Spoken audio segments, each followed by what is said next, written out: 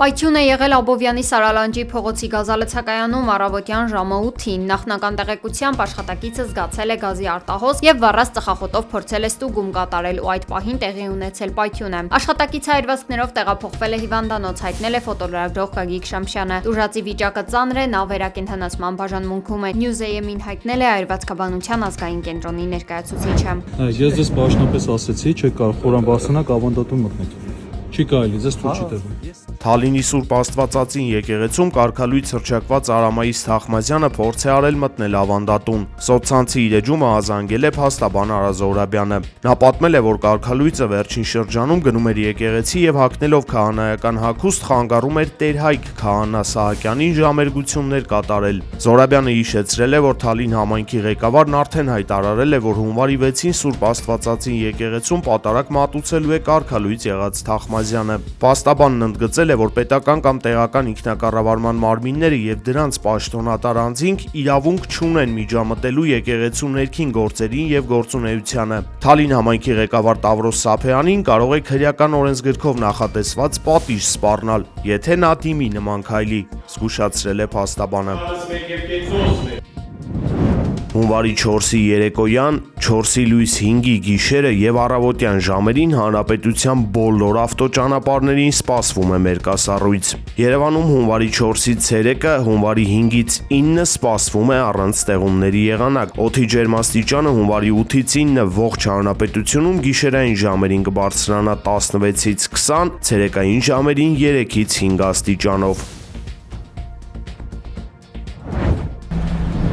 Վրաստանից դեպի Հայաստան եկող ճանապարհին 5 կիլոմետրանոց խցանում է առաջացել, հայտնել է Սպուտնիկ Արմենիայի թղթակիցը։ Սահմանը հատելու ժամանակը ներկայումս հասել է մինչև 3 ժամի։ Հիմնական պատճառը ամանորին Վրաստան մեկնած մեծաթիվ քաղաքացիների Հայաստան վերադարձն է։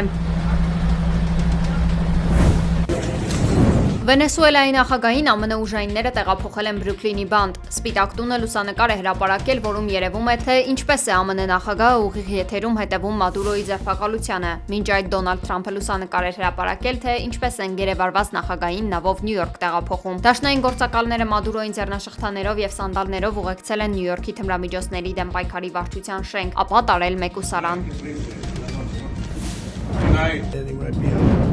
Ամերիկյան զորքերը չեն գտնվի Վենեսուելայի տարածքում այնքան ժամանակ, քանի դեռ երկրի փոխնախագահ Դելսի Ռոդրիգեսը կանի այն, ինչ մենք ուզում ենք։ The New York Post-ին ասել է ԱՄՆ նախագահ Դոնալդ Թրամփը։ Մենք շատ անգամներ ենք խոսել նրա հետ եւ նա հասկանում է, հավելել է նախագահը։ Ավելի ուշ Ռոդրիգեսը Վենեսուելայի սահմանադրության համաձայն ընտրվել է երկրի նախագահի պաշտոնակատար։ Չինաստանը կոչ է անում ԱՄՆ-ին անհապաղ ազատ արձակել նախագահ Մադուրոյին եւ նրա կնոջը ու ապահովել նրանց անձնական անվտանգությունը, ասվում է երկրի արտգործնախարարության հայտարարությունում։ Նրանք հորդորում են դադարեցնել Վենեսուելայում քաղաքական իշխանությունը խաթարելու փորձերը եւ հարցերը լուծել երկխոսության ու բանակցությունների միջոցով։ Չինաստանի արտգործնախարարությունում ընդգծել են, որ ԱՄՆ գործողությունները խախտում են միջազգային իրավունքը եւ միջազգային հարաբերությունների հիմնական նորմերը, ինչպես նաև հակասում են ՄԱԿ-ի կանոնադրության նպատակներին եւ սկզբունքներին։ Տարբեր աղբյուրների տվյալներով Միացյալ Նահանգների ռազմական հարձակման հետևանքով Վենեսուելայում զոհվել է առնվազն 40 մարդ։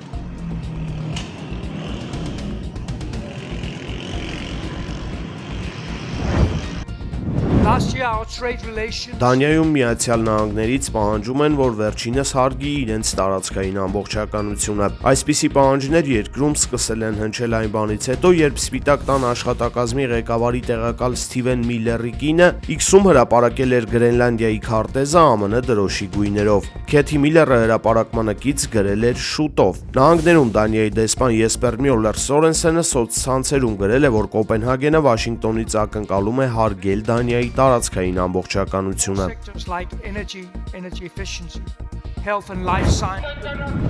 Վենեսուելայի ճակատագրին կարող են արժանանալ Իրանը, Կուբան եւ Գրենլանդիան, նշում է The Guardian-ի հոդվածագիրը, հիշեցնելով ԱՄՆ նախագահի հայտարարությունները։ Թրամփը ասել էր, որ աջակցում է Իրանում բողոքի ցույցերը եւ առաջարկել էր ուժային գործողություններ ձեռնարկել Գրենլանդիայում։ Թրամփը երեկ խոսել է Կուբայի մասին, ակնարկելով, որ հաջորդը հենց նա է ԱՄՆ թիրախում։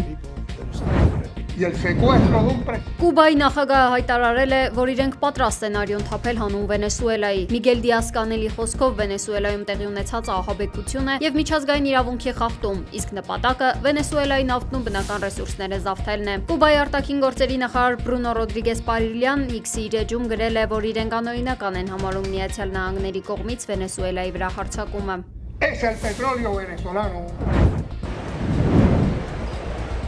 Վենեսուելայի խանութներում եւ բենզալցակայաններում հսկայական հերթեր են առաջացել։ Ըստ մամուլում շրջանառվող տեղեկությունների երկրում բենզինի եւ սննդի պակաս կա, խանութների մեծ մասը փակ է։ Սննդի առաքումը նույնպես հասանելի չէ։ Կարակասի որոշ շրջաններում էլեկտրաէներգիա եւ ինտերնետ չկա։ Փողոցները փակ են, մարդիկ խուճապի մեջ։ ԱՄՆ-ի հարձակումից հետո եւ երկրի նախագահի ձերբակալությունից հետո որոշները նույնիսկ լքել են տները։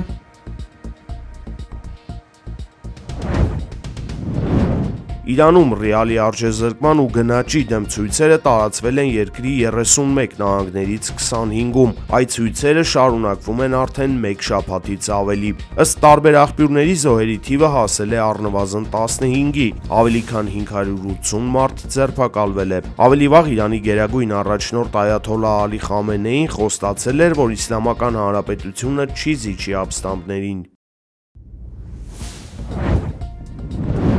Ադրբեջանը 15 տարվա ընթացքում լրացուցիչ 33 միլիարդ խորանարդ մետր գազ կմատակարարի Թուրքիային։ Նոր պայմանագրի մասին հայտնել է Թուրքիայի էներգետիկայի նախարար Ալպարսլան Բայրակթարը։ Համաձայնագիրը ստորագրվել է հունվարի 2-ին եւ ուժի մեջ կմտնի 2029 թվականից։ Պայմանագրի շրջանակներում Թուրքիան տարեկան 2.25 միլիարդ խորանարդ մետր գազ կստանա Կասպից ծովի Աբշերոնի հանքավայրից։ 2025 թվականի հունվար-հոկտեմբերին Բաքուն այնտեղ արտահանել է շուրջ 9798 միլիարդ խորանարդ մետր գազ։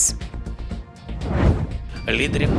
в широкому. Ուկրաինայի նախագահ Վլադիմիր Զելենսկին առաջարկել է երկրում ֆրանսիական եւ բրիտանական զորքեր տեղակայել որպես անվտանգության երաշխիք եւ դա ներառել Ռուսաստանի հետ խաղաղության հնարավոր համաձայնագրում։ Նա նաեւ հայտարարել է, որ պատրաստ է քննարկել պատերազմի ժամանակ խաղաղության համաձայնագրի պայմաններով ընտրություններ եւ հանրաքվե անցկացնելու հնարավորությունը, որպեսզի ամերիկյան կողմն իրեն չմեղադրի փոխզիջման գնալուն պատրաստ չլինելու մեջ։ Իսկ Ռուսաստանը բազմիցս նշել էր, որ եթե ՆԱՏՕ-ի անդամ երկրները զորք տեղակայեն Ուկրաինայում, ապա դրանք ռուսական զինուժի համար թիրախ կդառնան։ Այս ֆոնին ԱՄՆ նախագահ Դոնալդ Թրամփը երեկ հայտնել է, որ հիասթափված է Պուտինի պատերազմը շարունակելու քաղաքականությունից։ Standing right behind me. We're going to be running it.